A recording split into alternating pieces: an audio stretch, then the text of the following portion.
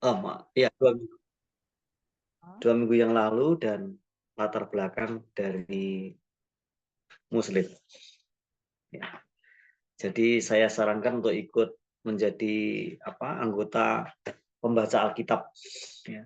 Welcome Stella. Nanti kasih nomor WA-nya ya Pak ya. Nanti biar bisa. Ya. Nih. Welcome Stella di grup perempuan membaca Alkitab. Walaupun kami semua sudah ibu-ibu, bukan berarti ini ya. Kita juga masih muda kayak Stella. Masih lincah. Namanya panjang sekali. Sebelum Stella ini namanya Salsabella. Luar biasa ya. Salsabella siapa gitu, panjang banget, saya nggak hafal. Oh gitu. Mungkin Stellanya bisa kenalan dulu kali Pak ya, biar kita kedengar Ya, suaranya ya. boleh. Ya, ya, silakan Stella untuk memperkenalkan diri. Mana nih? Di unmute Stella. Ya, salam Bapak Ibu sekalian. Perkenalkan, nama saya Grace Stella Iglesia. Usia saya 23 tahun. Latar belakang saya dari keluarga Muslim, dari ayah seorang ustadz. Namun puji Tuhan, saya dilahirkan dari seorang evangelis. Wah, luar biasa. Berarti ini saya harus minta kontaknya Pak, karena kita perlu mendengar kesaksian dia ini khusus. Sesi Iya. khusus mendengarkan kesaksian Stella, karena ternyata dia punya bapak itu ustadz. Wah, ini luar biasa nih pasti. Oke, next session ya, Stella ya. Siap ya Stella ya, dikontak ya, untuk sharing dengan kami. Baik, silakan Pak Tim. Iya. Ya, hari ini kita bersyukur oleh anugerah Tuhan kita diberikan kesempatan untuk belajar Alkitab. Secara khusus adalah pengantar kitab Bilangan, yang tentunya ibu-ibu semua sudah membaca sampai pasal terakhir ya. Saya jujur malah belum selesai dibacanya. Tetapi beberapa bagian yang penting sudah saya tuliskan di situ sebagai satu pemahaman yang lebih mendalam berkaitan dengan perjalanan umat Israel dari Mesir lalu di Gunung Sinai, di kaki Gunung Sinai, lalu setelah mereka meninggalkan kaki Gunung Sinai itu, mereka menjalani pengembaraan di padang gurun selama 39 tahun sampai ke Gunung Nebo, dan akhirnya mereka masuk tanah Kanaan. Dan ini memberikan gambaran kepada kita sebagai umat Kristen perjalanan hidup setelah kita dilahirkan baru, kan begitu ya. Baik, kita akan langsung saja bagian-bagian dari kitab Bilangan. Ini kitab yang cukup menarik untuk diperhatikan di dalam bagian Perjanjian Lama. Kitab Bilangan adalah kitab yang sebenarnya tidak ada judulnya ya. Dulunya itu judulnya adalah Pengembaraan di Padang Gurun gitu. Silakan Bu, slide berikutnya bisa ditampilkan. Ya, ini hanya ininya aja. Oke. Saya mulai dari statistik ya. Kitab Bilangan ini terdiri dari 36 pasal, ada 1282 ayat, lalu ada 32.902 kata. Penulisnya Musa, temanya adalah pengembaraan di padang gurun. Ditebus, diselamatkan untuk melayani hati-hati yang tidak percaya. Jadi orang-orang yang nggak percaya, begitu maksudnya. Tahun penulisannya lebih dari tahun 1405 sebelum Masehi. Tempat penulisannya ini panjang sekali, ada beberapa tempat ya. Di Gunung Sinai dimulai sudah, lalu Kades, kemudian Padang Belantara, lalu Moab, dan akhirnya Transjordan. Itu pada waktu Musa sudah mendelegasikan tugasnya kepada Joshua untuk melanjutkan memimpin bangsa Israel masuk ke tanah perjanjian. Kata kuncinya adalah persinggahan. Lalu Kristus di dalam Alkitab, maksudnya adalah kitab Bilangan, dia adalah tiang awan dan di siang hari dan tiang api di malam hari. Ini penting sekali ya. Jadi ini menggambarkan bagaimana Tuhan memimpin mereka. Langsung saja bagian kedua. Nah, latar belakangnya adalah judul kitab ini muncul, maksudnya judul kitab Bilangan itu muncul pertama kali dalam naskah versi Yunani dan Latin. Jadi maksudnya adalah Septuaginta dan Tanakh gitu ya. Dan diambil dari 2 sensus kaum pria Israel yang dicatat dalam kitab ini. Kita bisa membaca pasal 1, pasal 26, pasal satunya itu ada di ayat 1 sampai 54. Nanti kalau dibaca terlalu panjang, jadi saya informasikan saja ya. Dan Bilangan 26 itu ayat 1 sampai 65. Ini berkaitan dengan sensus para pria Israel. Ya. Akan tetapi sebagian besar kitab ini mengisahkan pengalaman-pengalaman Israel selama pengembaraan ya, atau mengembara di padang gurun. Oleh karena itu di dalam Alkitab Perjanjian Lama berbahasa Ibrani ya, ini nggak ditemukan istilah bilangan ya, hanya diberikan judul di padang gurun gitu ya, dikenal dengan pengembaraan di padang gurun. Next. Yang bagian ini tidak usah lama-lama. Nah, sejarah menganggap bahwa kitab ini ditulis oleh Musa. Nah, hal ini dinyatakan oleh Pentateuch Yahudi dan Samaria. Pentateuch itu berarti 5 kitab pertama, ibu-ibu sekalian, saudara-saudara sekalian ya. Dan Samaria itu berarti kitabnya orang Samaria, yang sebenarnya juga merupakan turunan dari Pentateuch itu, tapi ada penyesuaian pembahasaan di sana. Lalu tradisi Yahudi juga mencatat ya bahwa kitab ini ditulis oleh Musa, lalu oleh Yesus dan para penulis Perjanjian Baru juga menyatakan bahwa kitab Bilangan ditulis oleh Musa. Lalu para penulis Kristen kuno, ya artinya Kristen abad-abad awal atau Kristen mula-mula juga menyebutkan bahwa Musa lah penulis kitab Bilangan. Lalu para cendekiawan konservatif zaman modern. Zaman modern berarti dimulai dari abad 15 dan juga bukti di dalam kitab itu sendiri. Ini di Bilangan 33. Ini yang perlu dibaca Ibu ya. Bu Joli. Bilangan 33 ayat 1 sampai 2. Bisa ditolong siapa yang membaca? Ya. Ibu DP mungkin bisa bantu baca. Ibu DP.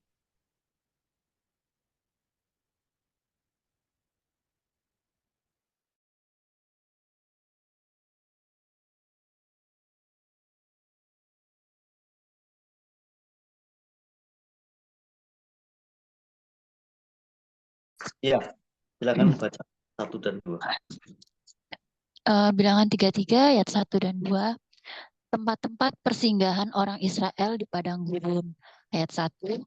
Inilah tempat-tempat persinggahan orang Israel setelah mereka keluar dari tanah Mesir.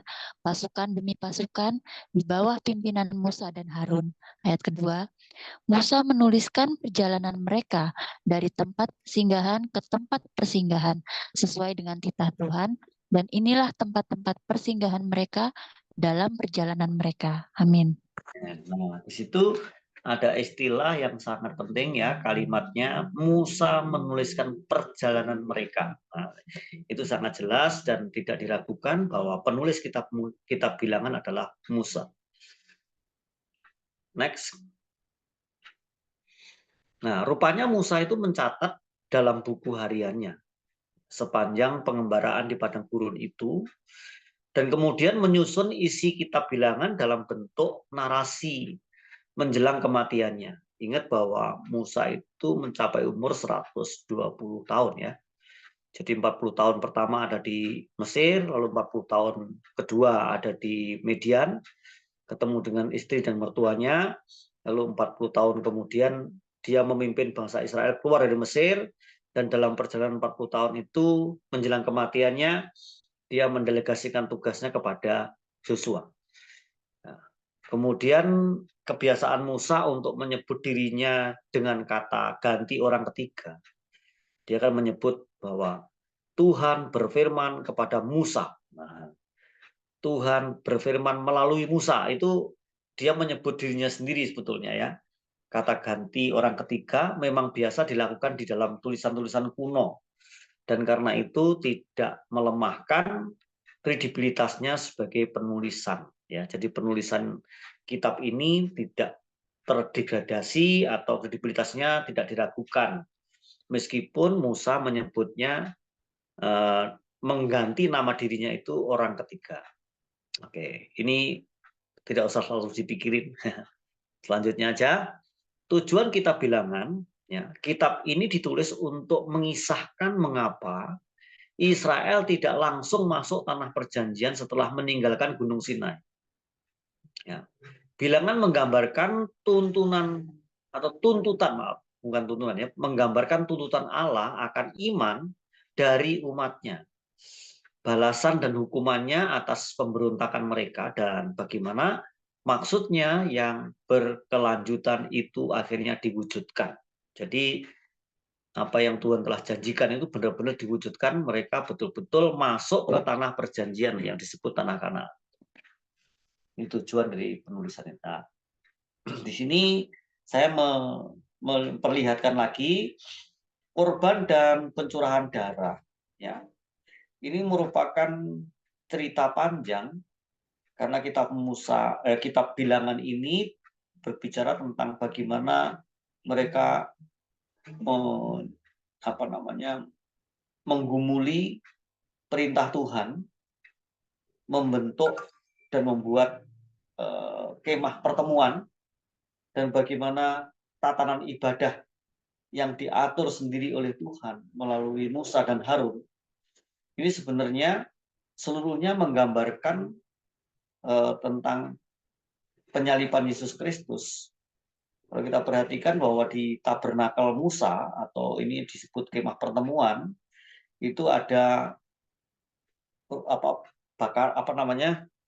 mezbah bakaran, ya, kemudian ada kandil, ya, ada tempat roti, kemudian ada kolam pembasuhan, dan yang ada di kemah itu adalah tempat Maha Kudus yang hanya boleh dimasuki oleh imam besar yang ditunjuk melalui membuang undi, dan mereka masuk, ya, khususnya yang ditunjuk ya seorang imam besar.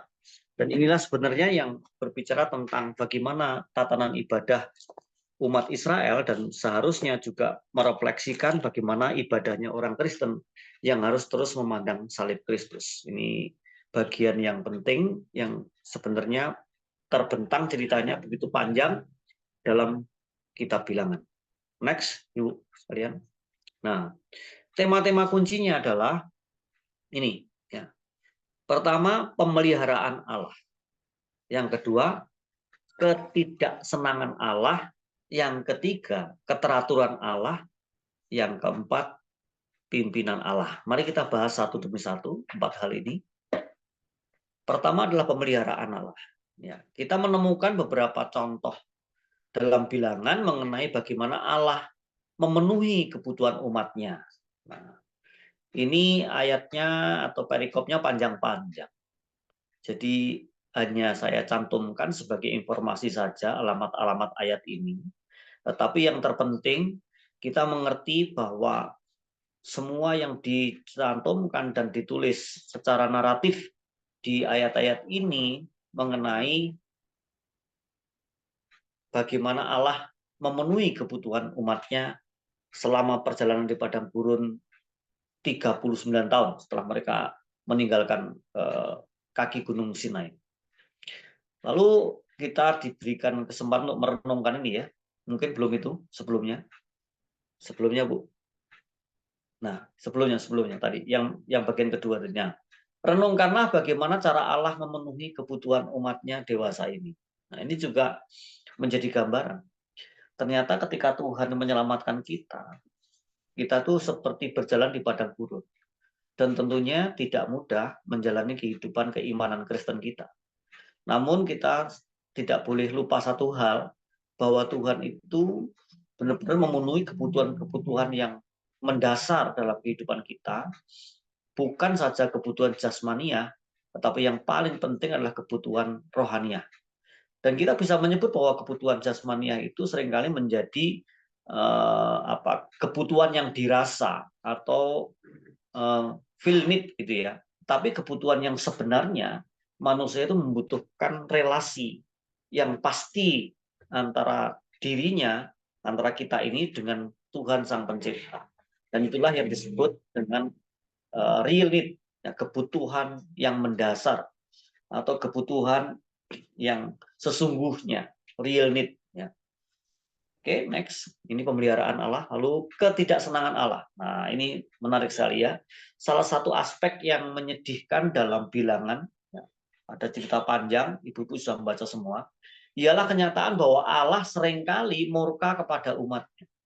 Ini ceritanya juga panjang-panjang dari pasal 11 ayat 1 sampai 3, pasal 33 sampai pasal 12 ayat 1 sampai 16, pasal 14 ayat 20 sampai 23, ayat 36 sampai 38. Mungkin satu saja yang bisa kita perhatikan, yaitu pasal 11 ayat 1 sampai 3. Minta tolong salah satu ibu untuk membacakan Bilangan 11 ayat 1 sampai 3. Saya Pak, boleh nggak? Ya, boleh, silakan. Berapa tadi Pak? Ya. Ayat berapa tadi Pak? Bilangan 11 ayat 1 sampai 3. Bilangan 11. Bilangan 11 ayat 10 ya? ayat 1 sampai 3. Oh, Tiga. sorry. Maaf. 1 sampai Api 3. Tuhan. Ya. Api Tuhan. Ya. Suatu ketika bangsa itu bersungut-sungut di hadapan Tuhan tentang kemalangan mereka. Mendengar itu, menyalalah murka Tuhan, lalu api Tuhan menyala di antara mereka dan melahap tepi perkemahan. Bangsa itu pun berteriak kepada Musa, dan Musa berdoa kepada Tuhan, lalu padamlah api itu. Itulah sebabnya orang menamai tempat itu Tabera, karena api Tuhan telah menyala di antara mereka. Nah, cukup jelas ya. Jadi ada sisi lain ya. Di samping Tuhan itu mengasihi, memenuhi kebutuhan mereka, tapi Tuhan juga mempunyai ketidaksenangan. Ya, ketidaksenangan sini ditulis dengan istilah murka. Tuhan murka kepada mereka. Mengapa Tuhan murka kepada mereka? Karena mereka itu sering memberontak kepada Tuhan. Dengan cara apa? Kalau kita perhatikan perjalanan mereka yang diawali dari Mesir, ya, kemudian mereka berhenti di kaki Gunung Sinai.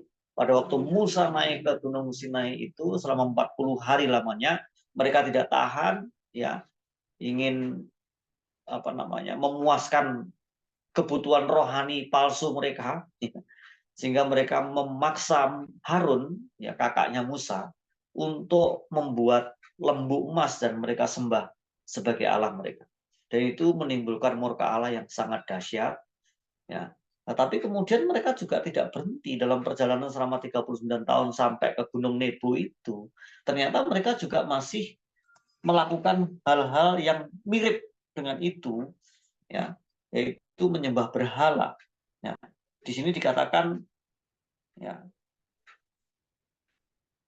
mereka mempunyai dosa yang sangat menonjol, yaitu yang sering diungkap, ya, itu adalah dosa bersungut-sungut di hadapan Allah tentang nasib buruk mereka. Jadi mereka itu berpikir gini, aduh, kita sudah dikeluarkan dari Mesir, dulu di Mesir kita bisa makan enak, ternyata di sini kita di perjalanan padang gurun, kita mau makan susah, mau minum susah, kayak gitu. Itu bersungut-sungut lah intinya itu menggerutu, bersungut-sungut, dan itu di hadapan Tuhan merupakan yang sungguh melukai hati Tuhan, dan itu menyebabkan Tuhan murka kepada mereka. Begitu ya. Jadi ini bagian yang tidak enak ya di dalam perjalanan umat Israel menuju tanah Kanaan ya. Apa yang diperbuat oleh umat Allah pada masa kini yang membuat Allah sedih? Ya, hal yang sama. Orang-orang Kristen yang tidak bersyukur, yang bersungut-sungut, ternyata setelah menjadi Kristen hidup saya menjadi susah, gitu ya. Ya, memang betul, karena sebelumnya kita mengikuti pola hidup dunia, pola pikir dunia, dan apa-apa itu mudah, banyak temannya gitu kan ya.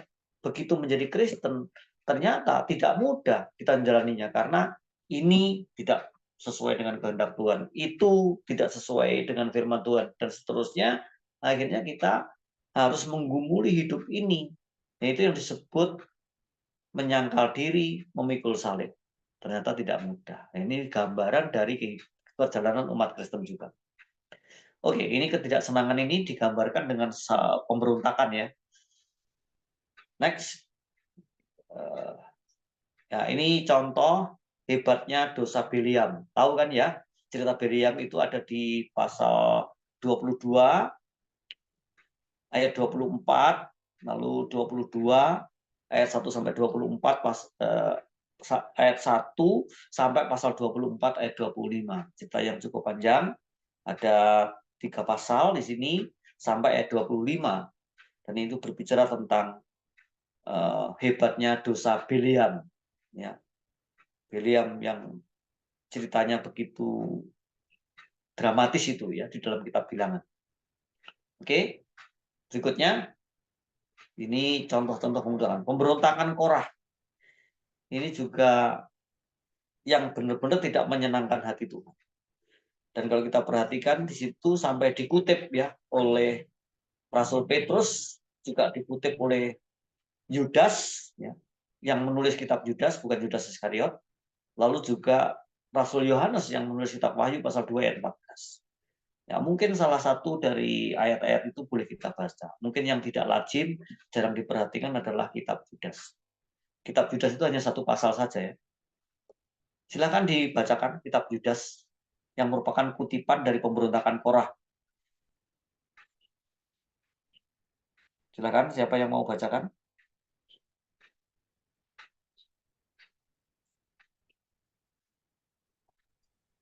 Saya baca ya, Pak. Oke.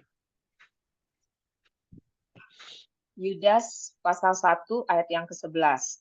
Celakalah mereka, karena mereka mengikuti jalan yang ditempuh Kain, dan karena mereka oleh sebab upah menceburkan diri ke dalam kesesatan Bileam, dan mereka binasa karena kedurhakaan seperti Korah. Amin. Nanti kita akan dalemin itu kalau ada tanya jawab apa sebetulnya dosa yang dilakukan oleh Biliam dan kedurhakaan seperti apa yang dilakukan oleh Korah. Itu dikutip oleh penulis Yudas. Next. Bagian berikutnya adalah keteraturan Allah. Nah, di sini Allah adalah Allah yang teratur dan tertib. Kalau kita melihat Bilangan pasal 1, pasal 2, pasal 3, pasal 4, 1 sampai 4 ini, kemudian pasal 26, pasal 32, mengenai penjumlahan umatnya, pengaturan perkemahan suku-suku, itu diperinci sedemikian rupa. Dan Tuhan berfirman langsung kepada Musa, pemimpin umat tersebut. Ya.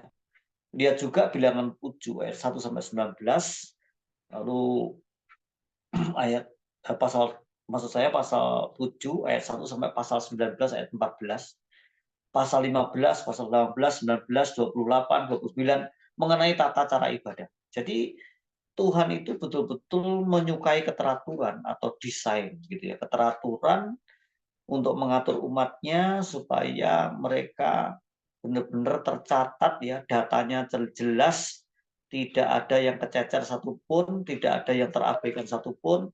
Kemudian di samping jumlah mereka diketahui dengan baik, ya itu adalah mengenai tata cara ibadah. Nah, jadi salah satu negara maju, ya negara maju di dunia ini tentunya yang namanya pendataan itu menjadi sangat penting. Ya. Jangan sampai terjadi seperti yang terjadi di negeri kita ya. Nah, kemarin pusat data nasional itu bisa diretas dan sebagainya, itu salah satu yang tidak berkenan di hadapan Tuhan. Terlihat bahwa orang yang berwenang untuk mengurus itu bodoh, dan itu di hadapan Tuhan benar-benar tidak berkenan. Next, ini keteraturan Allah. Lalu pimpinan Allah. Ini yang paling menarik di bagian tema ini ya. Patut dicatat bahwa kendati pun menjadi sering terjadi pembangkangan yang terus-menerus dari umat yang dipilih itu, Allah masih memimpin umatnya dalam pengembaraan mereka dengan tiang awan dan tiang api. Nah, ini boleh kita baca karena ini cukup bagian yang cukup penting, bahkan ini merupakan tema untuk menunjuk kepada diri Kristus Yesus yang hadir di tengah-tengah umatnya dalam perjalanan padang gurun itu dengan wujud tiang awan dan tiang api. Ya, mari Bu, bisa dibaca. Ini ada 8 ayat ini. Bilangan 9 ayat 15 sampai 23. Ya. Tiang awan memimpin perjalanan Israel. Pada hari didirikan kemah suci, maka awan itu menutupi kemah suci, kemah hukum Allah, dan pada waktu malam sampai pagi, awan itu ada di atas kemah suci, kelihatan seperti api. Ayat 16, demikianlah selalu terjadi, awan itu menutupi kemah, dan pada waktu malam kelihatan seperti api. Ayat 17, dan setiap kali awan itu naik dari atas kemah, maka orang Israel pun berangkatlah, dan di tempat awan itu diam, di sanalah orang Israel berkemah. Ayat 18, atas titah Tuhan orang Israel berangkat, dan atas titah Tuhan juga mereka berkemah. Selama awan itu diam di atas kemah suci, mereka tetap berkemah. Ayat 19, apabila awan itu lama tinggal di atas kemah suci, maka orang Israel memelihara kewajibannya kepada Tuhan, dan tidaklah mereka berangkat. Ayat 20, ada kalanya awan itu hanya tinggal beberapa hari di atas kemah suci, maka atas titah Tuhan mereka berkemah, dan atas titah Tuhan juga mereka berangkat. Ayat 21, ada kalanya awan itu tinggal dari petang sampai pagi. Ketika awan itu naik pada waktu pagi, mereka pun berangkatlah. Baik pada waktu siang, baik pada waktu malam, apabila awan itu naik, mereka pun berangkat. Ayat 22, berapa lama pun juga awan itu diam di atas kemah suci, baik 2 hari, baik sebulan, atau lebih lama, maka orang Israel tetap berkemah dan tidak berangkat. Tetapi apabila awan itu naik, barulah mereka berangkat. Ayat 23, atas titah Tuhan mereka berkemah, dan atas titah Tuhan juga mereka berangkat. Mereka memelihara kewajibannya kepada Tuhan, menurut titah Tuhan dengan perantaraan Musa. Amin. Nah, ini menggambarkan bahwa perjalanan hidup bangsa Israel mulai dari Gunung Sinai sampai ke Nebo, sampai ke Gunung Nebo, menjelang mereka masuk ke tanah Kanaan, itu menggambarkan pimpinan Tuhan yang sangat konkret luar biasa. Bahkan kapan mereka harus berjalan dan kapan mereka harus berhenti, itu dijelaskan sedemikian luar biasa. Dan ini kalau direfleksikan untuk umat Kristen dalam perjanjian baru, inilah wujud dari Immanuel itu. Ya. Tuhan beserta dengan kita. Immanuel artinya adalah Imanu dan El. Bahwa El itu Tuhan, iman itu adalah kepercayaan kita. Jadi ketika kita memiliki iman kepada Kristus, maka Tuhan Allah itu memimpin kita. Dan lebih konkret lagi, pimpinan Tuhan itu diwujudkan setelah Yesus naik ke surga mengirimkan Roh Kudus. Dan Roh Kudus itu yang dimeteraikan dalam hati kita, itu yang memimpin kita. Itu sebabnya salah satu kalimat di dalam Injil Yohanes menyebutkan bahwa ketika Yesus naik ke surga mengirimkan Roh Kudus, salah satu karya Roh Kudus adalah memimpin kita kepada seluruh kebenaran. Jadi ini gambaran yang sangat konkret dan luar biasa bagi kehidupan orang-orang beriman, baik orang-orang beriman di zaman perjanjian lama sebelum Masehi maupun orang-orang beriman setelah Masehi. Kepercayaan kepada Kristus itu sungguh satu kepercayaan yang dianugerahkan kepada kita, yang menyebabkan kita menjalani hidup ini bukan seperti yatim piatu, tetapi orang-orang yang disertai oleh Tuhan. Itulah Immanuel yang sebenarnya. Oke, next, ini pimpinan Tuhan. Itu mungkin gambarannya di bawahnya itu. Ini tiang awan, ini hanya semacam karikatur atau kartun ya. Pada waktu siang hari ada tiang awan yang menuntun bangsa Israel. Terus kemudian pada malam hari, next, itu tiang api. yang menerangi bangsa Israel. Kita harus tahu fungsinya pada waktu malam hari itu yang namanya padang gurun itu dinginnya ekstrim, luar biasa. Ya, karena angin itu tidak ditahan oleh pohon-pohon karena padang gurun kan. Nah, itu sebabnya Tuhan memberikan tiang api di malam hari.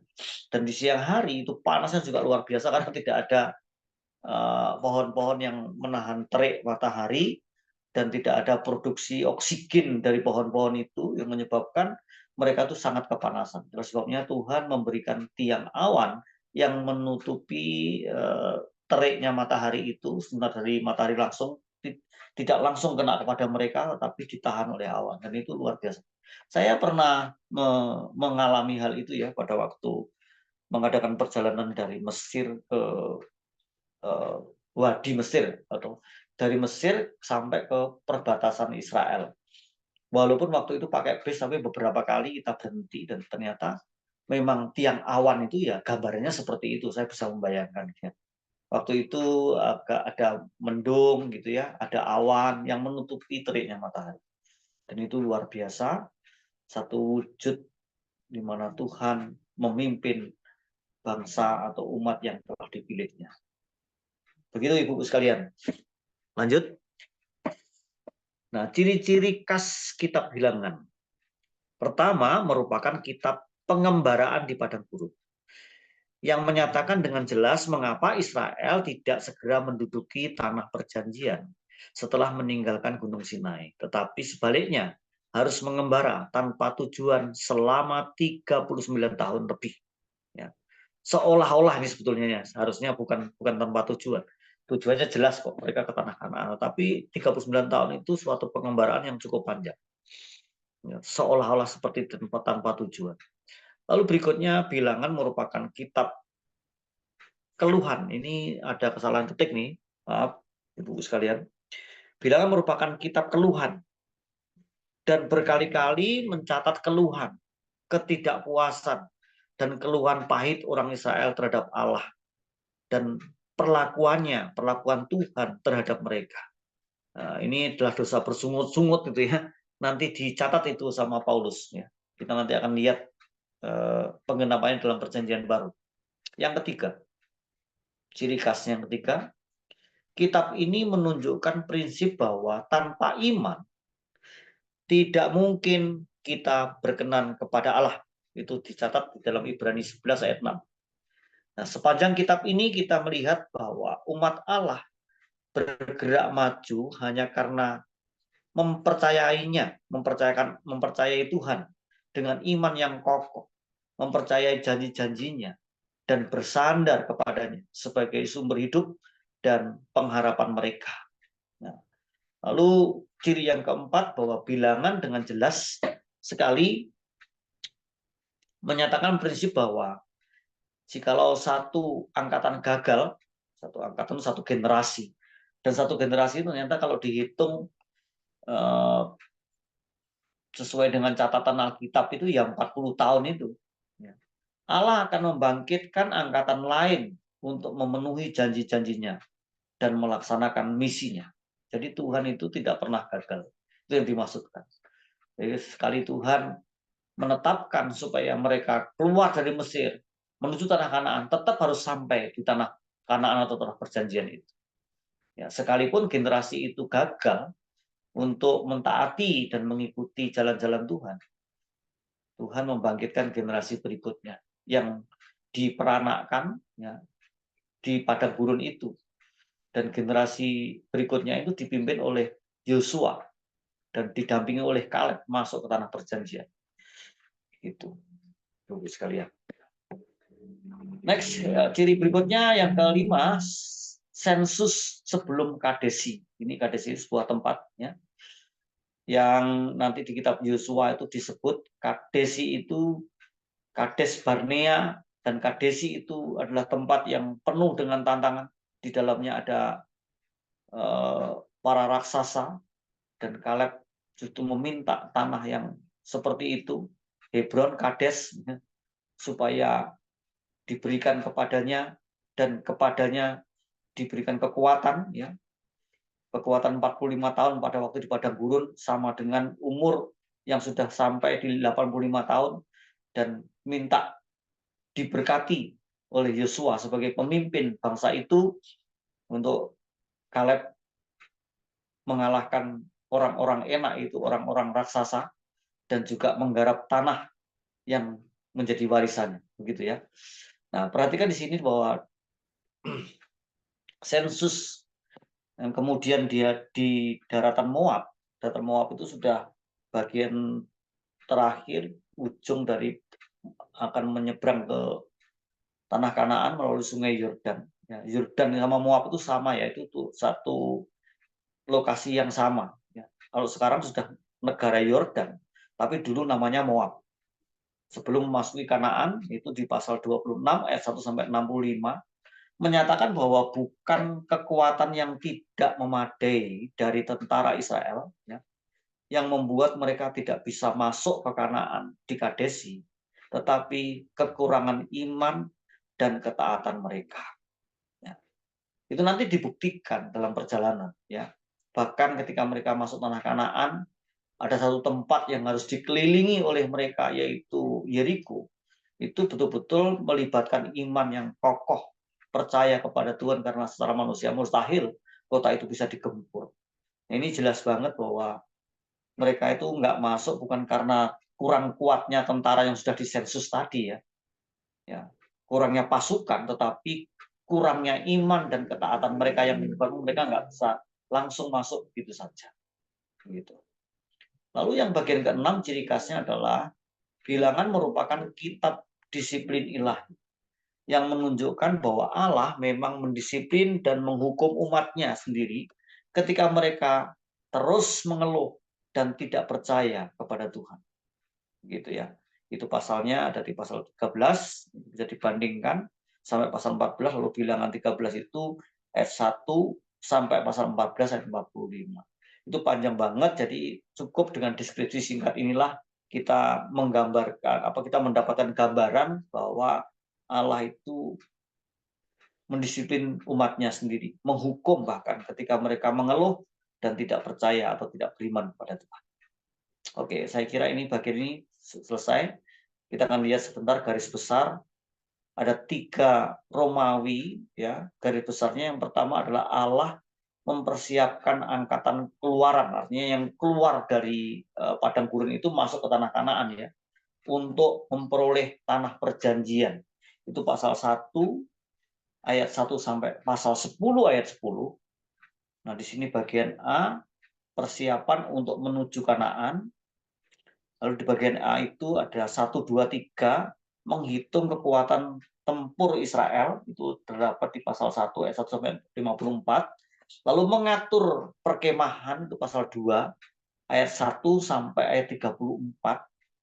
Lalu bagian ketiga mengatur suku Lewi, itu yang mengurus kemah pertemuan, dan nantinya setelah mereka masuk ke tanah perjanjian dan membangun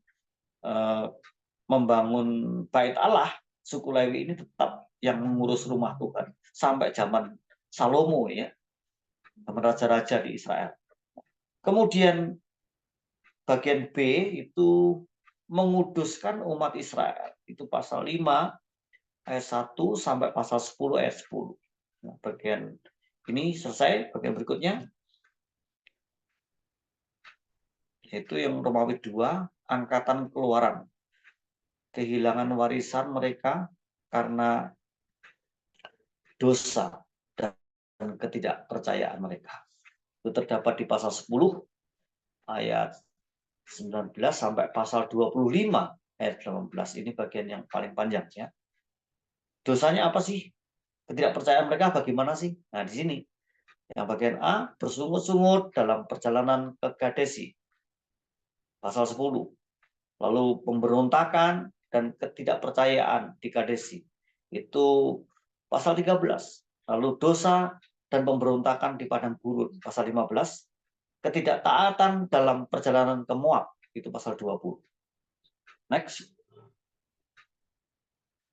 Nah, Allah mempersiapkan angkatan baru untuk menduduki tanah itu. Itu pasal 26 ayat 1 sampai ayat 36, pasal 36. ayat 13. Bagian A menghitung angkatan baru, bagian B mengarahkan umat itu, lalu C mengalahkan bangsa Median, lalu D menetap di Transjordan, artinya antara Jordan ke antara Moab, Yordan itu Moab sama di Gunung Nebo itu sampai ke Sungai Yordan, maksudnya begitu ya. Lalu mengisahkan kembali perjalanan dari Mesir sampai Moab. Ini dikisahkan ulang supaya mereka mereview kembali, melihat bagaimana Tuhan memimpin mereka dengan tiang awan dan tiang api itu. Lalu janji kemenangan atas Kanaan. Ya, Kanaan itu tidak langsung menduduki karena semua udah siap, itu enggak ya. Itu harus mengalahkan banyak hal ya. Yaitu mengalahkan orang-orang yang menjadi penyembah-penyembah berhala di masyarakat sana ya. Ada orang Yebus, orang Feris, orang dan sebagainya. Itu banyak sekali dan di sana ada raksasa-raksasa yang harus dikalahkan, dimusnahkan sebelum mereka masuk. Lalu persiapan memasuki dan membagi tanah itu. Itu pembagian tanah itu dilakukan oleh Yosua.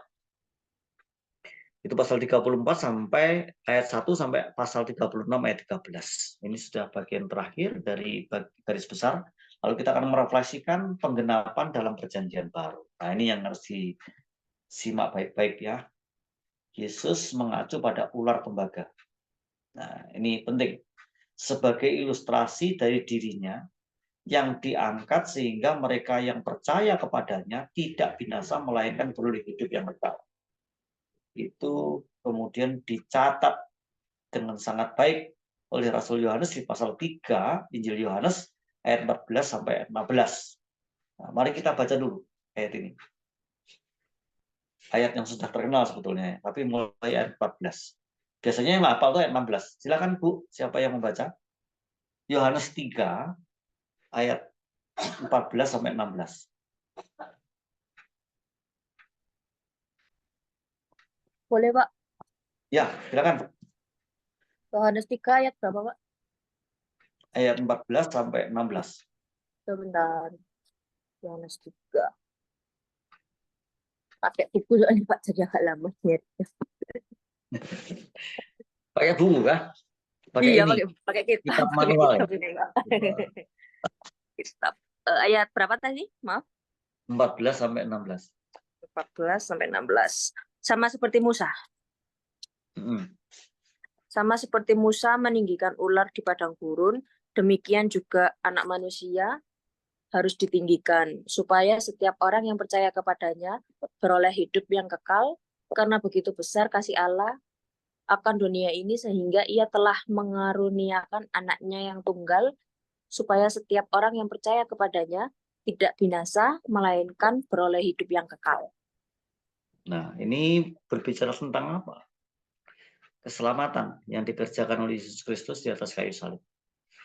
Jadi kasusnya waktu itu di Bilangan 21 ayat 7 sampai 9 itu bahwa di padang gurun udah ada di sekitar Gunung Nebo itu ternyata ada banyak ular tedung. Begitu kan ceritanya. Lalu ular tedung itu kalau sampai menggigit mereka itu banyak diantaranya yang meninggal dunia. Tapi Tuhan memerintahkan kepada Musa supaya Musa membuat ular tembaga lalu ditinggikan. Supaya apa? Supaya orang yang ada di padang gurun yang jumlahnya begitu banyak itu bisa melihat langsung ular tembaga yang ditinggikan oleh Musa itu. Dan ketika mereka melihat ular tembaga yang ditinggikan itu, ular tedung yang menggigit mereka, yang mematok mereka itu tidak menyebabkan mereka mati. Mereka semua diselamatkan. Yang bisa memandang ular tembaga itu. Terus sebabnya disebutkan di sini bahwa dan sama seperti Musa meninggikan ular di padang gurun, demikian juga Anak Manusia harus ditinggikan. Maksudnya ditinggikan itu disalibkan. Begitu ya. Kalau kita lihat referensinya di situ jelas, yaitu Bilangan 21 ayat 9. Ya. Kemudian supaya setiap orang yang percaya kepadanya, percaya kepada Yesus, sama dengan waktu itu percaya kepada ular tembaga yang ditinggikan oleh Musa itu, maka mereka tidak binasa, melainkan beroleh hidup yang kekal. Nah, ini sangat penting. Jadi ini merupakan rangkaian dari keimanan Kristen, ya. Iman orang-orang Israel itu ternyata nyambung sama keimanan orang Kristen kepada Kristus. Keimanan mereka kepada ular tembaga yang ditinggalkan oleh Musa, demikian juga keimanan kepada Kristus yang disalibkan. Juga Kristus dibangkitkan dengan batu karang di mana orang Israel minum air di padang gurun. Itu dicatat oleh Paulus dalam 1 Korintus 10 ayat 4. Silakan dibaca.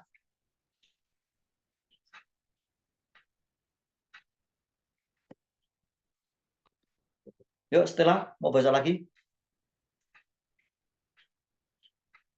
Halo?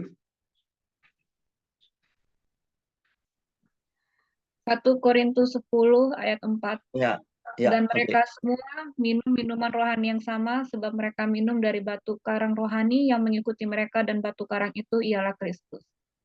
Nah, batu karang itu ialah Kristus. Itu batu karang yang mana? Waktu zaman Musa itu adalah gunung batu karang itu yang semacam gunung begitu, gunung batu karang, lalu dipukul dengan tongkatnya lalu keluar air. Pada waktu mereka bersungut-sungut, Musa marah sekali. Akhirnya yang seharusnya cuma ditunjuk aja batu itu, batu karang itu mengeluarkan air, tetapi oleh Musa dipukulkan. Ya memang sama-sama keluar air, tapi itu tidak berkenan kepada Tuhan. Akhirnya Musa berbuat salah dalam hal ini. Ya, dia seolah-olah seperti mengambil otoritasnya Tuhan, begitu ya. Nah, lalu berikutnya dengan mana surgawi yang mereka makan, itu juga dicatat di Yohanes 6. Ya, Yohanes 6 ayat 31. Silakan yang mau bacakan. Yohanes 6 ayat 31. Nenek moyang kami telah makan mana di padang gurun, seperti ada tertulis, mereka diberinya makan roti dari surga. 32. Maka kata Yesus kepada mereka, aku berkata kepadamu, sesungguhnya bukan Musa yang memberikan kamu roti dari surga, melainkan Bapakku yang memberikan kamu roti yang benar dari surga. 33.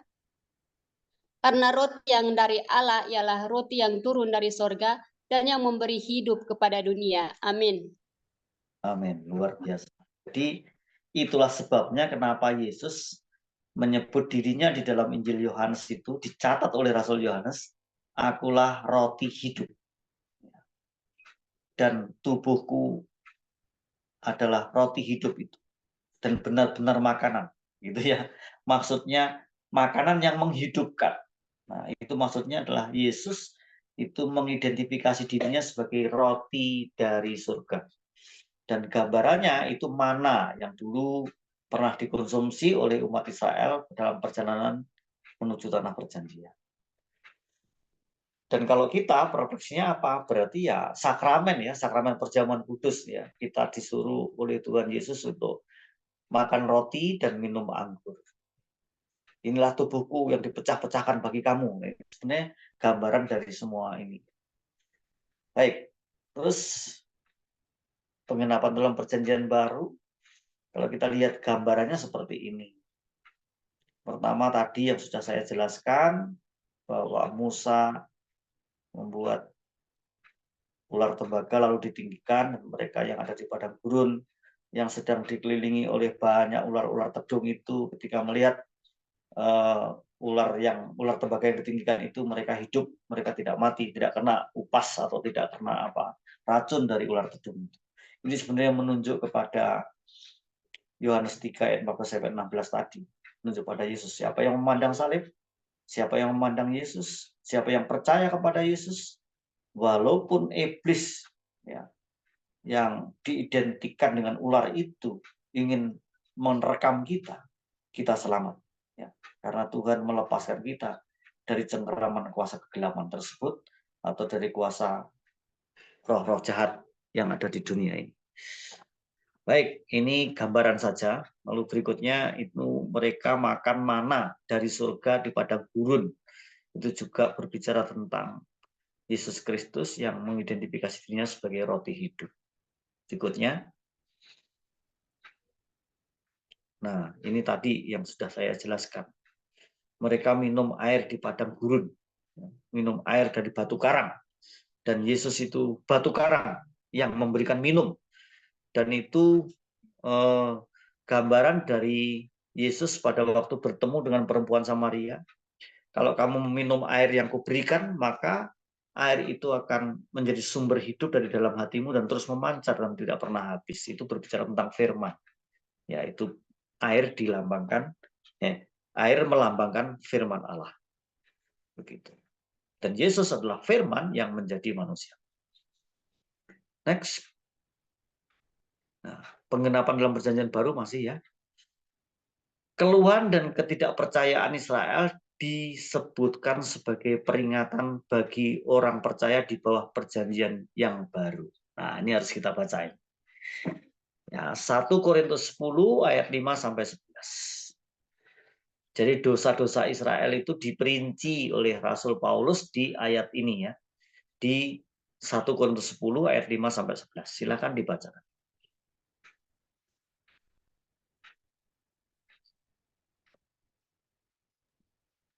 1 Korintus 10 ayat 5 sampai 11. Tetapi sungguh pun demikian, Allah tidak berkenan kepada bagian yang terbesar dari mereka, karena mereka ditewaskan di padang gurun. Semuanya ini telah terjadi sebagai contoh bagi kita untuk memperingatkan kita supaya jangan kita menginginkan hal-hal yang jahat seperti yang telah mereka perbuat. Dan supaya jangan kita menjadi penyembah-penyembah berhala sama seperti beberapa orang dari mereka, seperti ada tertulis, maka duduklah bangsa itu untuk makan dan minum, kemudian bangunlah mereka dan bersukaria. Janganlah kita melakukan percabulan seperti yang dilakukan oleh beberapa orang dari mereka, sehingga pada satu hari telah tewas 23.000 orang.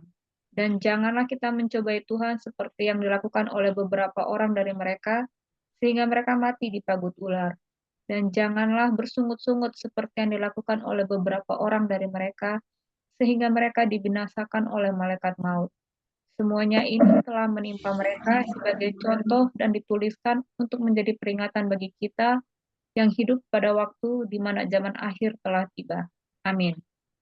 Nah, sekarang ini disebut zaman akhir. Rupanya ada 5 dosa yang diperbuat oleh bangsa Israel justru menjelang mereka masuk tanah Kanaan. Dan itu bisa terjadi pada kehidupan orang Kristen. Ya, tentunya Kristen palsu ya tentunya, bukan Kristen sejati. Kalau Kristen sejati kan sudah dilahirbarukan. Yang Kristen palsu itu ya melakukan 5 dosa yang dilakukan oleh bangsa Israel itu. Pertama apa? Ibu sekalian, tadi dikatakan apa?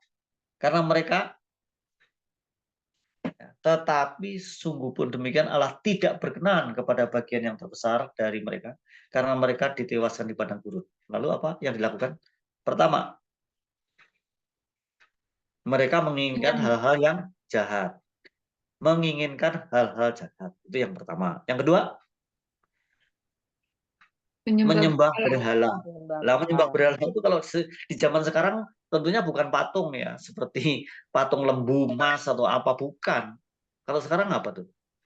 Berhala itu. Uang. Tentu tidak kebetulan ya ada istilah lembu emas gitu ya. Emas kan melambangkan logam mulia. Berarti melambangkan kebendaan, materi, materialisme. Jadi berhala di zaman sekarang ini bukan lembu emas dalam arti yang sebenarnya, tapi lembu emas lambang dari harta kekayaan yang diburu, dikejar tanpa mereka mau beribadah kepada Tuhan. Jadi bahkan yang namanya harta kekayaan itu sudah menjadi berhala. Sampai hari Minggu pun orang tidak datang ke gereja untuk beribadah kepada Tuhan dengan alasan ngurus bisnis, dengan alasan mengurus pekerjaan. Dan itu bisa dilakukan terus-menerus gitu ya. Dan itulah penyembahan berhala di akhir zaman. Itu. Kemudian itu yang kedua. Yang berikutnya apa mereka? Percabulan. Nah, percabulan itu ya sekarang ya jelas kalau itu real banget gitu. Ya percabulan itu orang yang mendewakan seks atau free sex atau perselingkuhan yang pokoknya ya hal-hal yang bersifat cabul, adultery begitu ya. Nah, perzinahan dan percabulan itu rasanya memang sudah menjadi perhiasan atau kesenangan ya, kesenangan atau kemabukan bagi orang-orang dunia ini, orang-orang yang tidak mengenal Allah, jauh dari kehidupan kudus. Itu benar adanya seperti itu. Dan dosa yang keempat, Cobai Tuhan. Mencobai Tuhan. mencobai Tuhan. Ya kalau orang masih awal percaya kemudian berkata kalau engkau ada, sembuhkan saya, itu masih oke lah doanya begitu. Tapi kalau udah bertahun-tahun ikut Tuhan, kalau masih berdoa seperti itu kan berarti mencobai Tuhan. Gitu kan? Nah, mencobai Tuhan juga mencoba hal-hal yang karena Tuhan itu memberikan mujizat, saya nggak apa-apa kalau saya makan apa saja, yang penting saya berdoa, setelah didoakan maka makanan yang saya makan itu menjadi suci, kudus, jadi tidak apa-apa gitu. Maka selang dimakan, ya kan, handuk dimakan dan ceroboh makannya, akhirnya kenalah dia asam urat, diabetes dan seterusnya karena kecerobohan makan. Itu namanya mencobai Tuhan. Walaupun makannya dengan doa ya, diawali dengan doa. Tetapi kalau terus-menerus seperti itu, coba walaupun doa, kalau nggak sakit mau tahu. Ya. Begitu ibu-ibu sekalian ya. Kita nggak boleh ceroboh, makannya harus diatur.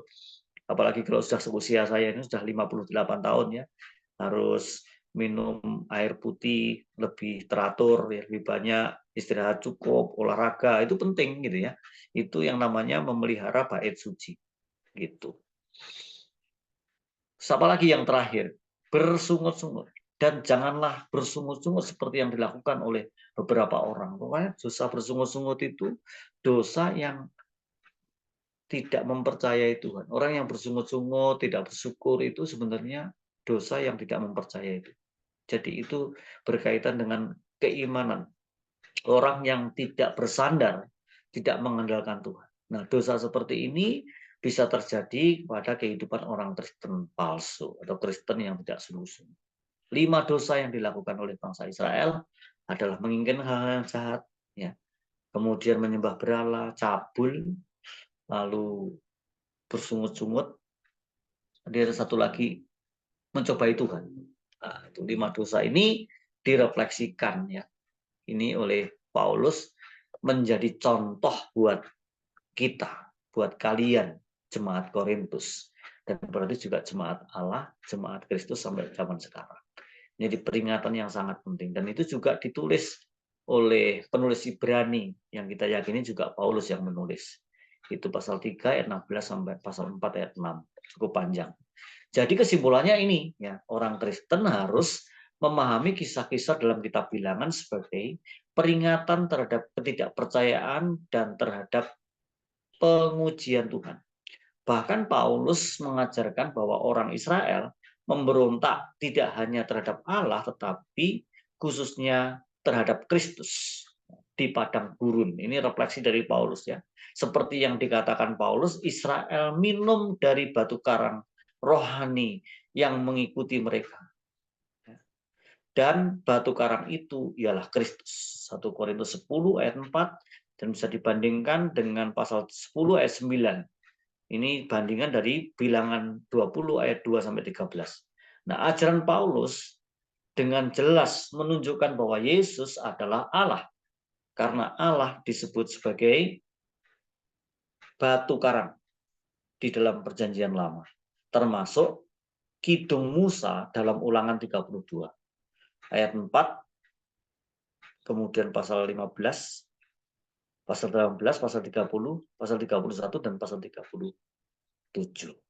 Ya, saya kira seluruh kitab Bilangan tadi, garis besarnya sudah kita tangkap, dan kita sudah mempunyai gambaran yang jelas, dan bahkan penggenapan dalam perjanjian baru. Saya kira ini slide yang terakhir ya Bu ya, betul ya? Oh iya, betul. Slide yang terakhir. Baik, kalau begitu saya kembalikan kepada host untuk mengatur ruang tanya jawab maupun refleksi atau apapun yang ingin diusul berbagi, boleh juga yang sudah punya pengalaman selama membaca kitab bilangan ya. Tentunya ini pembacaan yang cukup panjang karena 36 pasal. Ya. Silakan Bu Joli. Ya baik, terima kasih Pak Tim ya. Luar biasa penjelasannya, sangat detail. Jadi nanti ibu-ibu saya akan bagikan slide-nya ya, karena saya percaya. Slide-nya bisa dibagi Bu. Boleh ya Silakan. Pak ya, nggak apa-apa ya. Ya nanti Boleh. saya akan bagi-bagi kepada ibu. Jadi saya mencatat bahwa tema-tema kunci kita tadi itu tentang Alkitab bilangan itu ada 4 ya, mengenai pemeliharaan Allah, lalu mengenai ketidaksenangan Allah, keteraturan Allah, dan pimpinan Allah. Dan memang itu semua kita temukan ya kalau kita baca baik-baik di kitab bilangan. Baik ibu-ibu, mungkin ada yang mau bertanya setelah dijelaskan oleh Pak Tim, atau jika ada mau menanyakan ayat ataupun pasal yang kurang dimengerti terkait dengan kitab bilangan, dipersilahkan. Silahkan ibu-ibu yang mau bertanya atau mau sharing terkait kitab bilangan, boleh. Saya Bu Joli. Baik, Ibu Christine ya. Nah, ini bilangan 35 ada tulisan penuntut darah, tapi ada juga tulisan hutang darah. Saya mau tanya Bapak, penuntut darah dan yang hutang darah apakah itu sama apa beda, Pak? Bilangan 35 ayat 19 sama hutang darah itu ayat 27. Iya, sama satu ayat. Hutang darah 27. Penuntut darah atau berhutang darah sama nggak ya? Ayat 29 ya? Berhutang darah dengan Penuntut menuntut darah. Ya. Ya jadi tuntutan itu tagihan. Gitu kalau kita boleh menjelaskan secara sederhana, tuntutan itu tagihan. Jadi orang yang pernah berhutang darah itu artinya bisa membunuh berarti kan? Itu juga dituntut tagihannya, dituntut untuk apa? Darahnya itu menuntut ya. Contohnya kayak di kitab Kejadian, darahnya Habil itu menuntut Kain gitu ya. Itu. Nah, kalau tuntutan itu jelas tagihan, tapi kalau berhutang itu yang harus bayar. Kan gitu ya. Jadi semacam itu aja sederhananya. Tapi yang sulit itu justru di kitab Keluaran ya. Kitab Keluaran pernah kita singgung bahwa Tuhan berikhtiar untuk membunuh Musa. Aneh nggak? Itu harusnya yang sulit itu. Iya, ada, Pak. Anda coba cek di kitab Keluaran di mana itu. Tuhan berikhtiar membunuh Musa. Ini gimana sih? Ini Tuhan maunya apa nih? Iya kan? Coba cek. Di mana itu ayatnya? Keluaran berapa, Pak?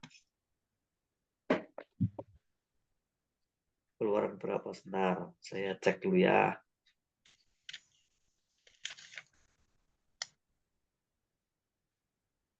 Berikhtiar. Keluaran 4:24, Pak.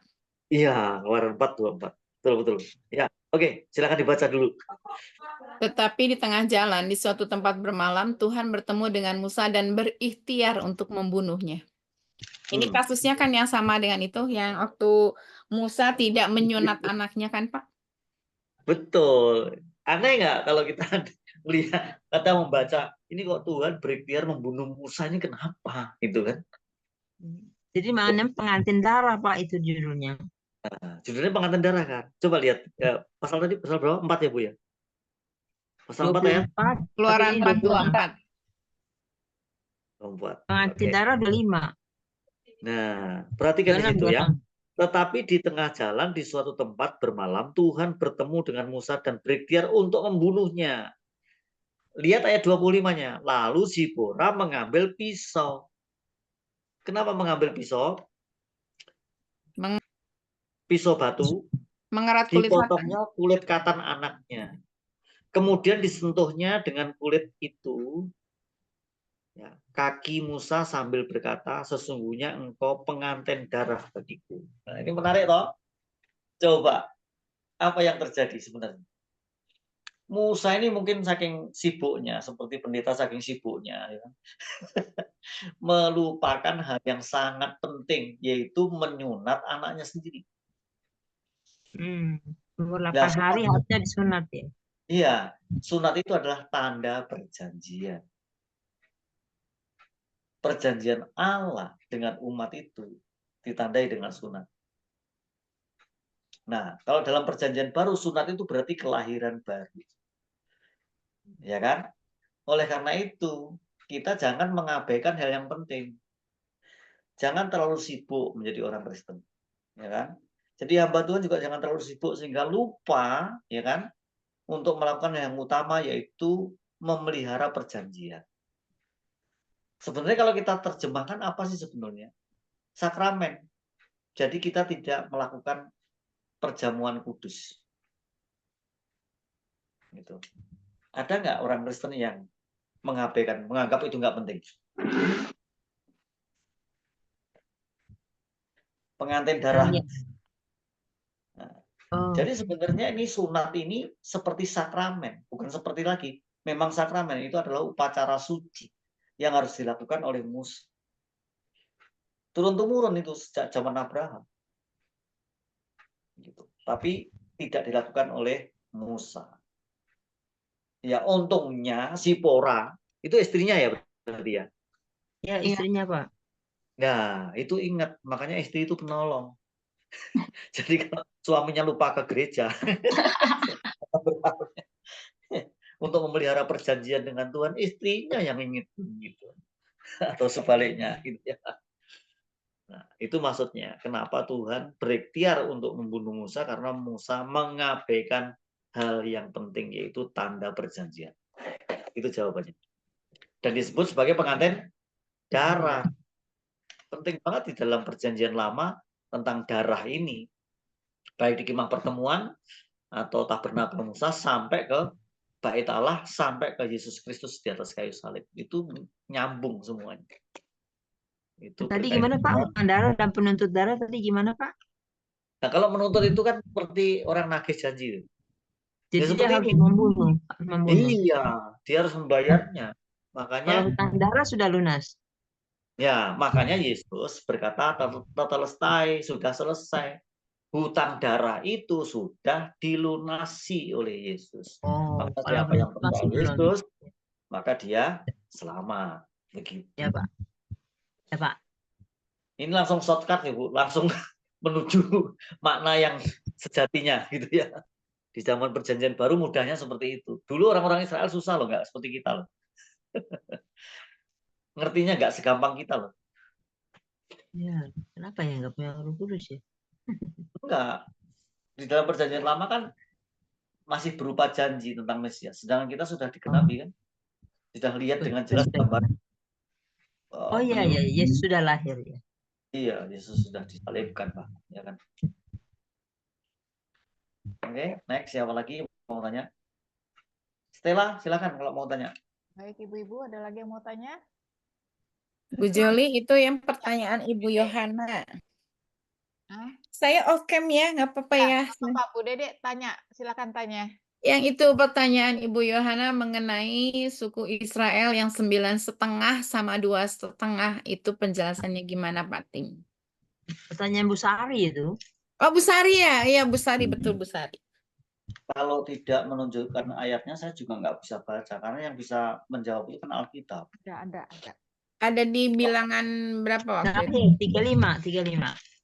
Ya, Bilangan bilangan 35 ya. oke. Bentar. Ya.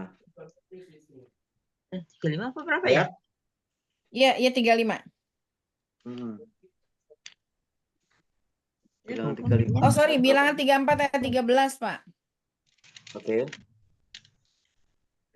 Bilangan 34 ayat 13. Ayat 13. Musa memerintahkan kepada orang Israel, itulah negeri yang akan kamu bagi sebagai milik pusaka dengan membuang undi yang diperintahkan Tuhan untuk diberikan kepada suku yang 9,5 itu. Sebentar. Berapa tadi Bu? Lupa. Ayat 13. Bilangan 34 ayat 13. Oh, 13. Oke. Pasal 34 ayat 13. Suku 9,5. Suku 9,5.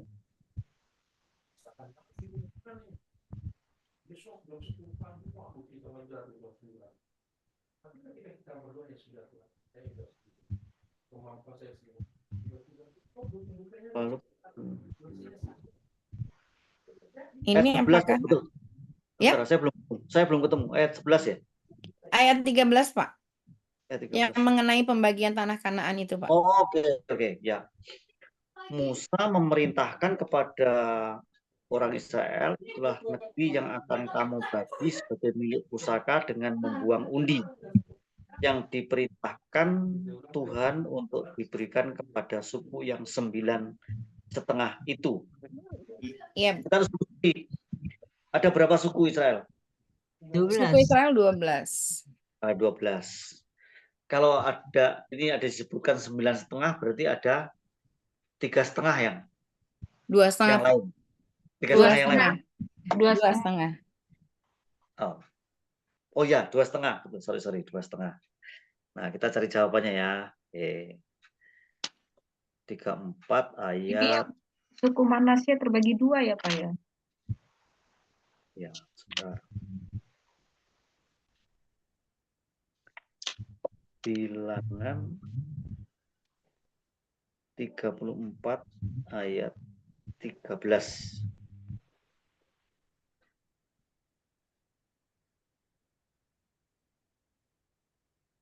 Apa yang dimaksud suku 9,5? Ini menarik, ini saya juga belum memperhatikan ini. Jadinya pikirnya ini ya, apa namanya, sungai setengah ya, setengah sungai. Nah, ini nih jawabannya, saya ketemu. Ya, jadi bilangan 34-13 merujuk kepada pembagian tanah Kanaan. Iya. Di antara suku-suku Israel setelah mereka memasuki tanah tersebut. Ayat ini bunyinya seperti yang sudah dibaca tadi, yang dimaksud dengan 9,5 suku adalah 9 suku ditambah setengah dari suku Manase. Ya, jadi 9 suku ditambah dengan setengah dari suku Manase yang menerima bagian tanah di sebelah barat Sungai Yordan. Nah, 2,5 suku lainnya, suku Ruben, suku Gad, dan setengah dari suku Manase, ya, telah menerima tanah di sebelah timur Sungai Yordan, seperti dijelaskan dalam bilangan 32. Itu penjelasannya. Jadi pembagian ini menjelaskan bagaimana tanah Kanaan dibagi antara suku-suku Israel dengan 9,5 suku menerima bagian di sebelah barat Sungai Yordan dan 2,5 suku di sebelah timur Sungai Yordan. Itu maksudnya. Jadi kaitannya dengan itu ya, dengan tanah pembagian tanah ya. Betul, pembagian tanah ini. Ini literal pengertiannya. Benar-benar pengertian yang sebenarnya. Memang suku Manase yang ini dibagi setengah-setengah itu. Yang setengah ikut yang barat, yang setengah lagi ikut timur. Gitu. Itu ada kaitannya dengan yang sungai itu, ada pemisahannya tuh kan ada sungai itu kan ya Pak ya? Betul nggak? Iya, karena memang tanah Kanaan itu cukup luas yang dijanjikan oleh Tuhan. Dan Sungai Yordan itu menjadi pembatas, sebenarnya menjadi pembatas antara Yehuda Barat atau Israel Barat dan Israel Timur. Begitu. Karena kalau ada petanya bisa dilihat, kalau nggak ada petanya, kemudian kita punya kesempatan pergi ke sana, itu menarik sekali. Sungai Yordan itu menjadi pusat dari kehidupan, khususnya menghidupi air yang ada di Yordania. Dan air yang dikelola oleh Israel itu menjadi air bersih yang sangat menghidupi Moab atau sekarang disebut Yordania itu. Makanya Yordania itu di dalam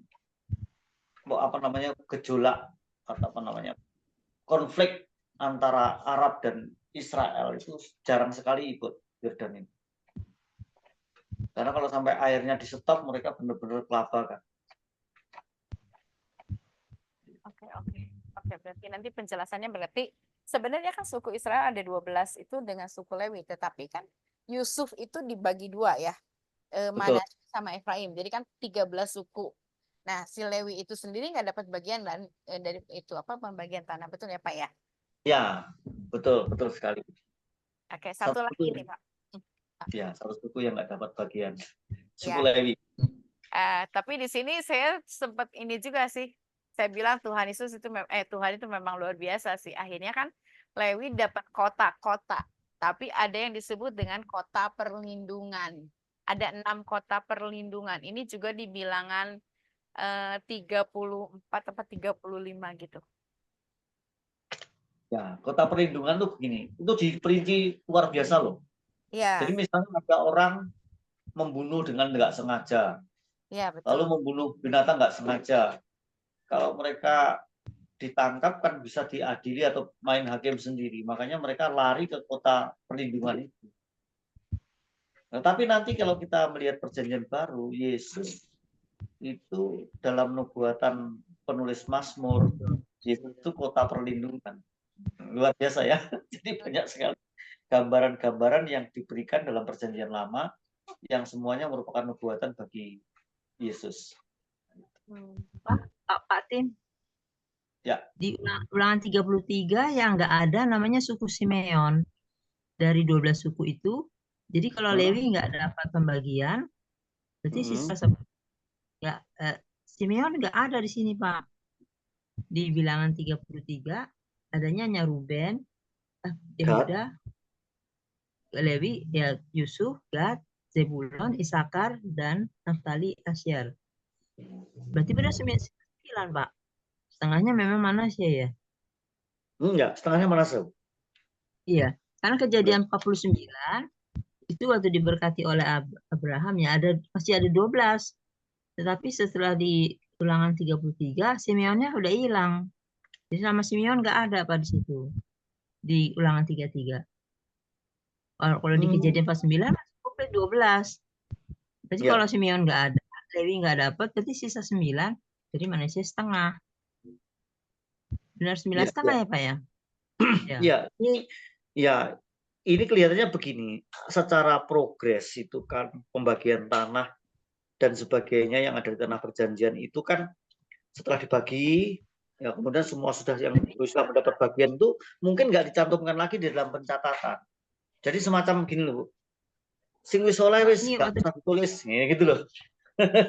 Itu maksud. Kalau di ulangan 3 yang diberkati Musa Pak sesudah perjalanan, kalau waktu di kejadian 49 kan oleh Abraham.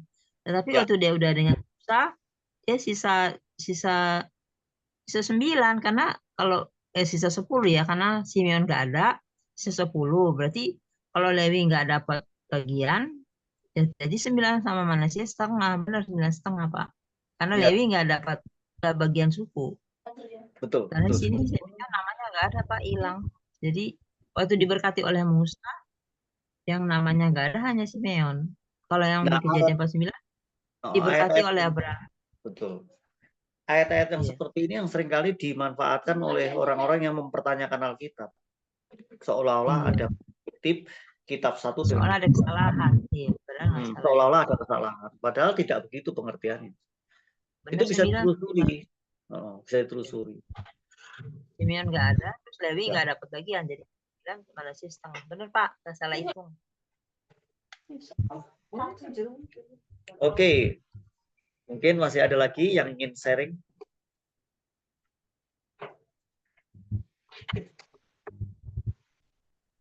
Apakah ada lagi ibu-ibu yang mungkin mau bertanya?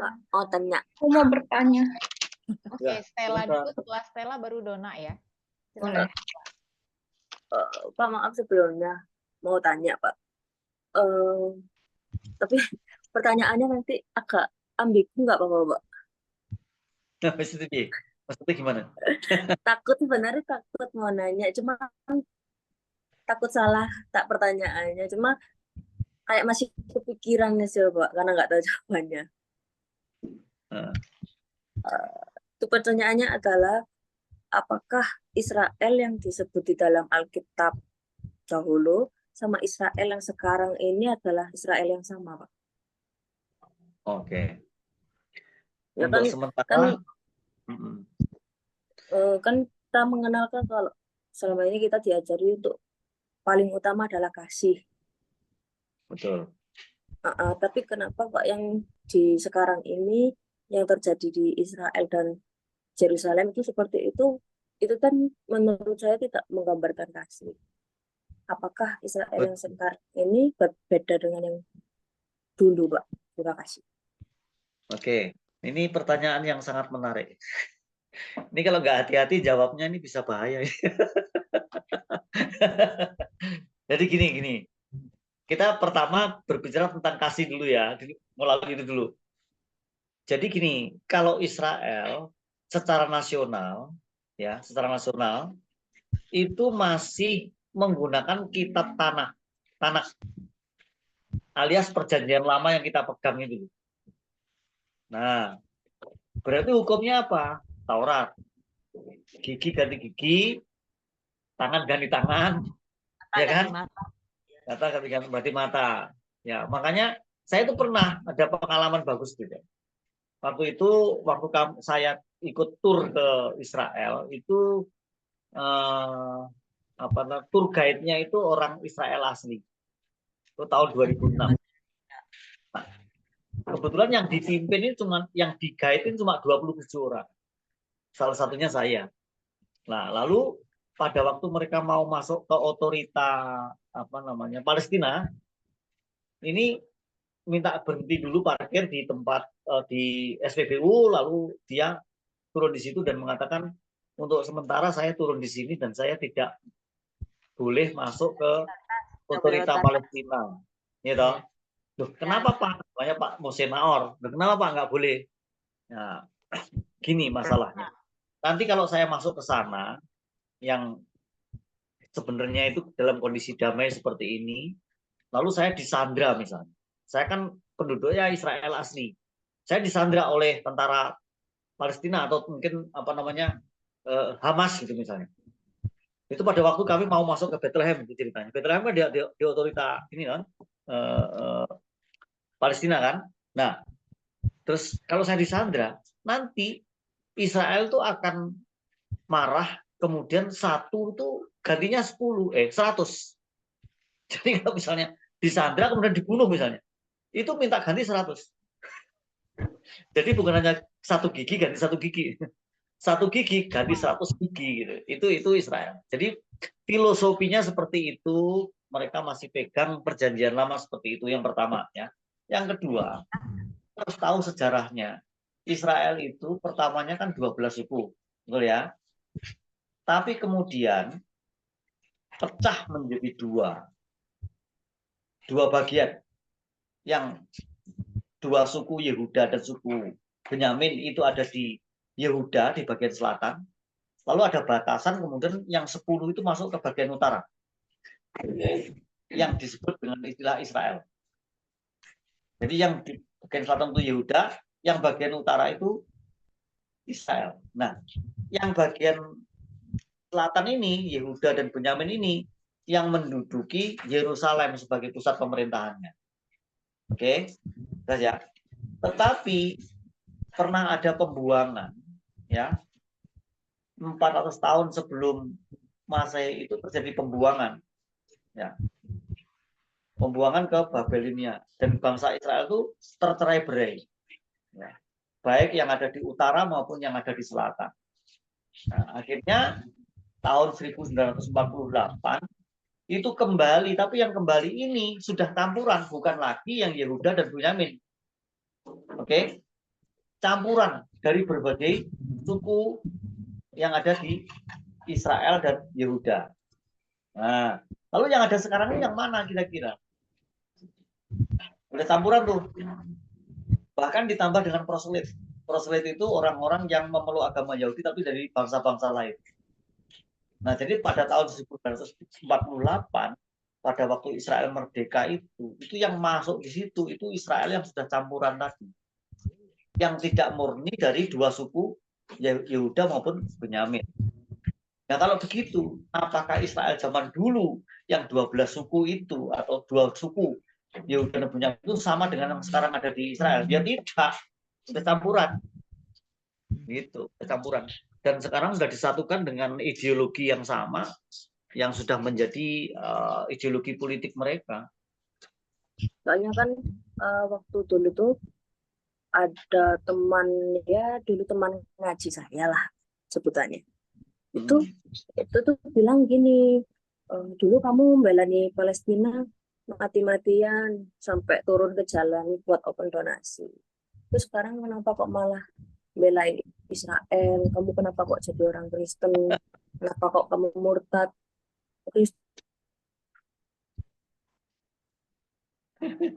Dan itu melani Israel, kan itu kayak agak mengganggu pikiran saya gitu loh Pak. Sedangkan kalau secara logika Pak Pur tahu sendiri waktu itu, waktu pembekalan sebelum baptis saya bilang ke Pak Pur, logika saya taruh dulu, saya ingin menerima Alkitab ini dengan benar. Karena kalau terus-terusan dipakai logikanya nggak akan ada habisnya gitu. Iya betul. Nih, ada jawaban yang lebih akurat berdasarkan data ya, tak baca ya. Israel yang ada sekarang adalah negara modern yang terdiri, ya, yang berdiri pada tahun 1948, seperti yang saya ucapkan tadi. Sementara itu Israel dalam konteks sejarah merujuk pada kerajaan Israel yang muncul sekitar abad ke-10 sebelum Masehi. Bayangkan nih, berarti 10 sebelum Masehi itu berarti berapa? 1000 tahun sebelum Masehi loh.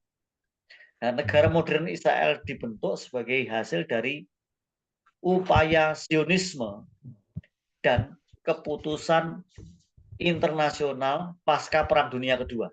Khususnya resolusi PBB 181 yang merekomendasikan pembagian Palestina.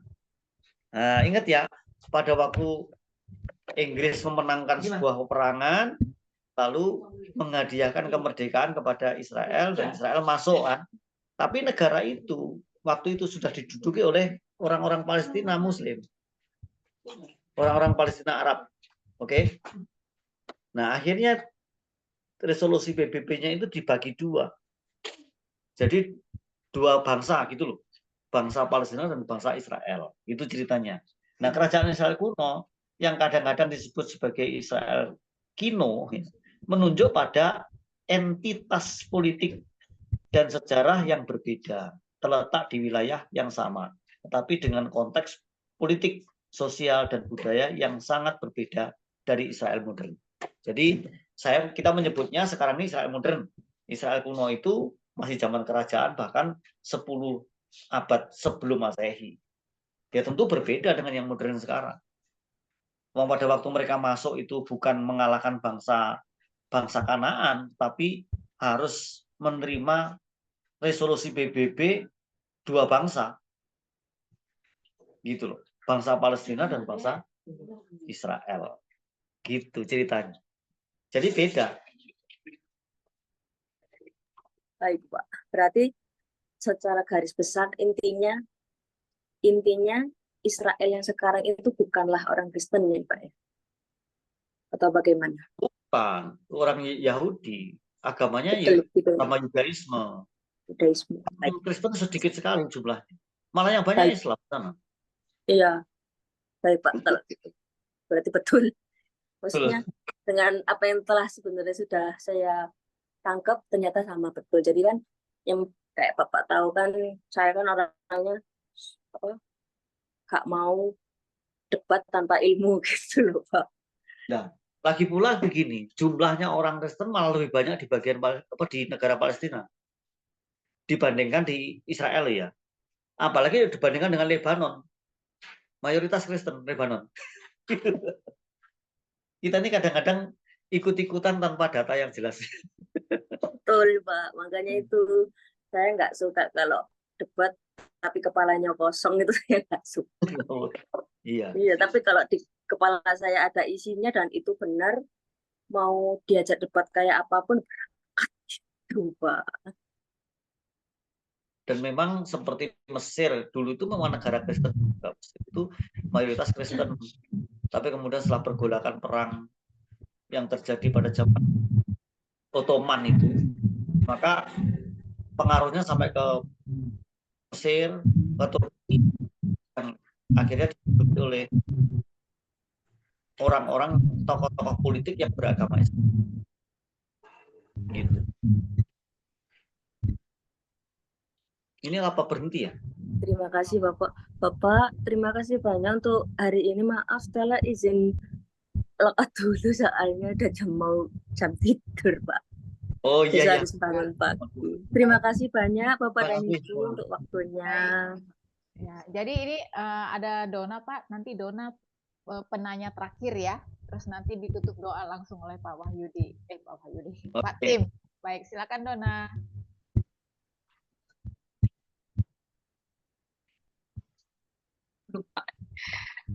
Saya mau nanya soal Bileam, Pak, yang di Bilangan 22 ayat 20, Tuhan berfirman kepada Bileam, jika orang-orang itu memang sudah datang untuk memanggil engkau, bangunlah, pergilah bersama-sama dengan mereka.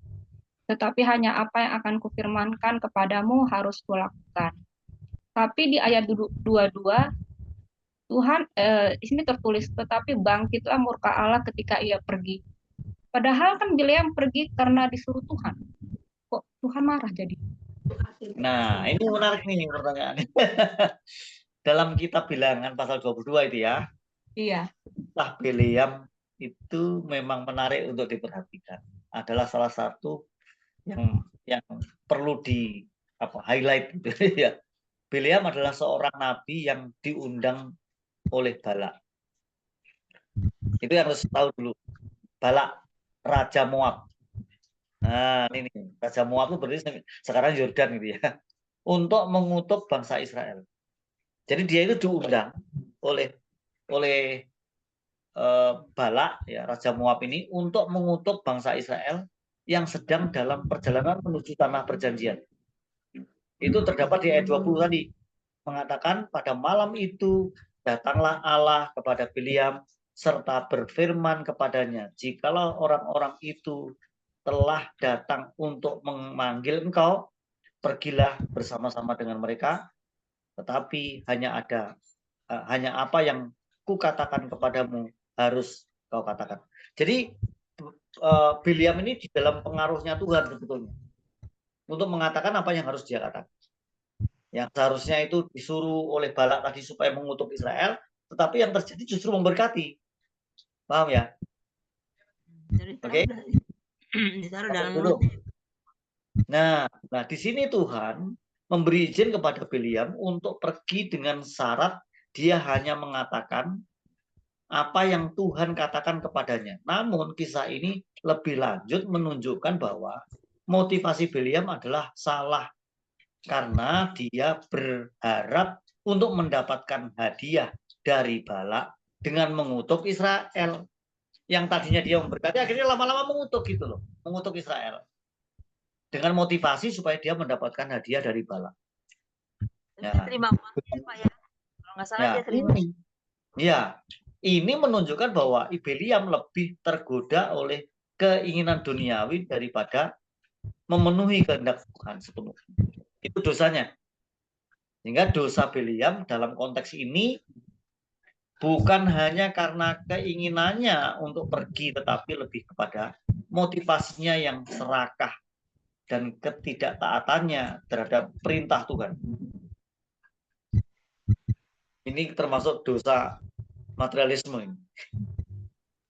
Oh, walaupun di awalnya 18-nya dia bilang, sekalipun Balak memberikan kepadaku emas dan perak tanah penuh, aku tidak akan sanggup berbuat sesuatu yang kecil atau yang besar yang melanggar kitab Tuhan Allah. Ya, mengalami pergeseran. Oh, dia mengalami pergeseran. Betul. Motivasinya berubah. Ketika dia melihat, dia memikir ulang, oh iya, saya mau dikasih hadiah. Wah, ini kesempatan nih, gitu maksudnya. Kalau dibahasakan sekarang, akhirnya dia berubah itu. Oh, berarti ini sama dengan ini apa ya, yang dimaksud di ajaran Bileam Wahyu 2 ayat 14 ya Pak ya? Makanya ditutup oleh Rasul Petrus, khususnya di 2 Petrus 2 ayat 15 dan Wahyu 2 ayat 14. Oke. Siapa? untuk menunjuk kepada dosa yang dilakukan oleh Biliam. Dosanya dosa motivasi itu. Dia lebih memilih untuk memilih hadiahnya dari Balak dibandingkan taat kepada Tuhan, gitu loh maksudnya. Padahal dia seorang nabi. Oh, bukannya dia ahli tenung, Pak? Bukan. Oh. Enggak berarti. Dia seorang nabi. Tapi ada dua perkataan, Pak, ditaruh Allah dalam mulutku, ditaruh Allah dalam mulutku. Itu jadi Bileam menurut apa yang ditaruh di mulutnya. Nabinya.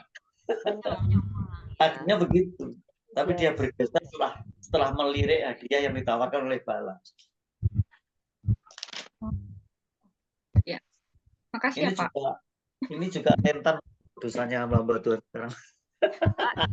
Milih taat pada Tuhan, milih ngikuti maunya orang kaya, ini bahaya ini. Jadi lain di mulut, lain di hati dong, Pak ya. Tidak tak lain di hati, lain di mulut ini. Memang lidah tak betul lah. Baik, Oke. rasanya sudah cukup ya Pak Tim ya. Terima kasih ya untuk Pak Tim dan juga ibu-ibu yang sudah bertanya, memperluas kita juga ya wawasan, jadi kita juga semakin diperdalam dengan kitab Bilangan ini. Baik Pak Tim, bisa ditutup di dalam doa langsung Pak Tim. Terima kasih. Baik Bu. Saya ucapkan terima kasih untuk perhatian Ibu sekalian yang hari ini jumlahnya ada 25 orang, termasuk saya berarti 24 yang hadir.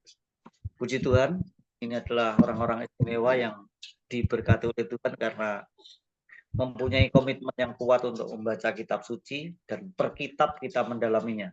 Ini luar biasa. Mari kita menutup dalam doa supaya berkat Tuhan turun atas kita semua. Bapa Surgawi, kami bersyukur dan terima kasih oleh anugerah-Mu pada malam hari ini kami bersama dengan ibu-ibu para kelompok membaca Alkitab, khususnya yang telah menyelesaikan pembacaan kitab Bilangan, telah menyelesaikan pembacaan itu dan bahkan mendalaminya di akhir dari pembacaan kitab tersebut. Kami percaya berkat Tuhan khusus terjadi kepada masing-masing pribadi kami, oleh karena kami orang-orang yang haus dan lapar akan kebenaran, dan mencintai Tuhan dengan cara yang konkret.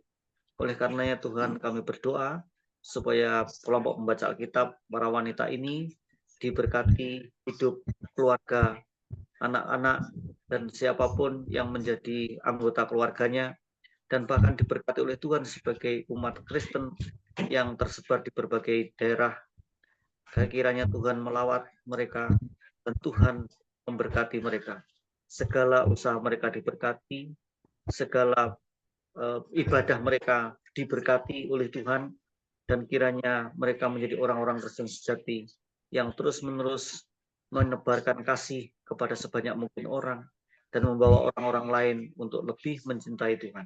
Dan aura mereka di sekeliling mereka, energi rohani mereka boleh tertular kepada orang-orang di sekitarnya. Terima kasih ya Tuhan untuk pertemuan pada malam hari ini, untuk pembacaan Alkitab pada malam hari ini. Berkat-Mu turun atas kami, kiranya apa yang kami kerjakan diperkenan oleh Tuhan. Inilah doa ucapan syukur kami yang sudah kami naikkan dalam nama Bapa, Putra dan Roh Kudus. Haleluya. Amin.